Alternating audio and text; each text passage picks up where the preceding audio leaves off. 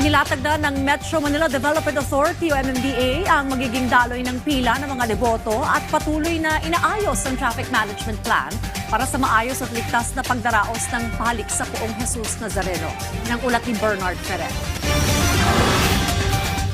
Sumabak na sa trabaho si General Nicolas Torre III bilang bagong General Manager ng MMDA. Ininspeksyon ni GM Torre ang mga paghahanda sa Quirino Grandstand para sa isasagawang pahalik sa Poong Jesus Nazareno. Sinuri niya ang magiging daloy ng pila ng mga deboto mula pagpasok hanggang paglabas upang matiyak ang kaayusan at kaligtasan.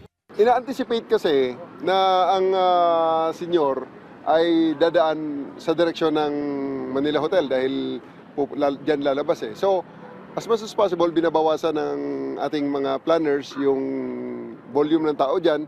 Higit 1,000 MMDA personnel ang de-deploy sa Quirino Grandstand kabilang ang medical team, street sweepers at mga tauhang tutulong sa crowd control at pagpapanatili ng kalinisan at kaayusan. Tuloy-tuloy din ang koordinasyon ng MMDA sa Philippine National Police para sa seguridad, habang puspusan na rin ang paghahanda para sa traffic management plan sa paligid ng lugar. Inaasang mas maraming deboto ang lalahok sa pahalik na magsisimula sa January 7, alas 6 ng gabi. Pinapayuhan ng mga deboto na huwag magdala ng malalaking bag at iyaking maayos ang kalusugan, lalo na sa may mga iniinom na maintenance medicine. Sa pagsisimula ng panunungkulan ni GM Torre, ipinag-utos ni MMDA Chairman Romando Don Artes na tutukan nito ang traffic management at enforcement kabilang pagpapaigting ng disiplina sa mga traffic enforcer, gayon din ang mga programa sa flood control. Plano naman ni GM Torre na pabilisin ang response time ng MMDA tuwing tumutugon sa mga emergency incidents sa kalsada. We try to benchmark ourselves, 5 minutes sa responde, 15 minutes sa clearing. May tinitingnan kami rito na yung current standards,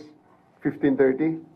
So, subukan natin kung kaya natin makapabilisan. Makipag-usap din ng MMDA sa iba pang ahensya kaugnay ng pagpapalakas sa kanilang traffic accident investigation. Nilinaw naman ni Chairman Artes na hindi demotion ang pagkakatalaga kay Torre bilang General Manager bagkus isa itong promosyon. Kung titingnan mo yung salary grade, it's a promotion kasi from 29 naging 30.